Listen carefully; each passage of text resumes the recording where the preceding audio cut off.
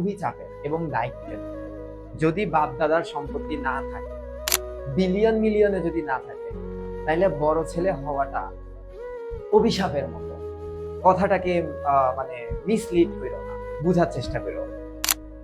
যে বাপ দাদার সম্পত্তি কোটি কোটি মিলিয়ন মিলিয়ন আছে, ওকে ঠিক আছে, বড় ছেলে এনজয় করো, এনজয় ছাড়াও লাইফে কিছু নেই। যেই বড় ছেলের বাপ বা দাদারা কিচ্ছু নেই, এই বড় ছেলেই আশা ভরসা পরিবারের একমাত্র। তারপরে ছোট বোনের দায়িত্ব ধরবে, বোন থাকলে বোনের বিয়ে দেবে, কত প্রেশার। সেই বড় ছেলের না শৈশব, যৌবন, কৈশোর, অ্যাডাল্টহুড কখনো এনজয়মেন্টের মধ্যে যায় না। আমি জানি, আমি উদাহরণ। ভার্সিটি লাইফে আমার বন্ধু, আমি জানি না আমার বন্ধু ভার্সিটি লাইফে কি করছি আল্লাহ পাক জানে। 4টা বছর লেখাপড়া করছি। হ্যাঁ, আমি, আমার একটা ভাই আছে, হৃদয় ভাই। আমি হৃদয় ভাইয়ের কাছে সারা জীবনে কৃতজ্ঞ। সে আমার ব্যাচমেট, কিন্তু আমি 1.5 বছর পর ভর্তি হয়, সে আমার সিনিয়র হয়ে গেছিল। এই হৃদয় ভাইয়ের জন্য আমি ভার্সিটি পাস করে, আমি পড়ালেখায় ভালো ছিলাম, কিন্তু হৃদয় ভাইয়ের সাপোর্ট না থাকলে আমার ভার্সিটি লাইফ শেষ হতো না। মানে একদম এবড়ো থেবড়ো ভাই। দিনে 8-9টা টিউশন করতাম, 8-9টা। মানে আমার যে জীবন আছে একটা আমি ভুলে গেছি।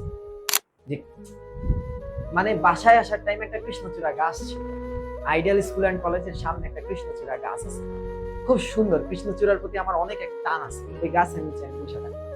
আমি খালি ভাবতাম আমি কি করতেছি, খুব মানে আপসেট লাগতো, কি করতেছি। মানে তখন তো এখনকার মতো ছিলাম না, তখন তো একটা চাপ ছিল, কি করতেছি, কতদিন করবো, এভাবে কি চালাইতে পারবো, সারা জীবন কি এরকমই করে বেড়াবো, মানুষের পাশাপাশি যে পড়ায় বেড়াবো।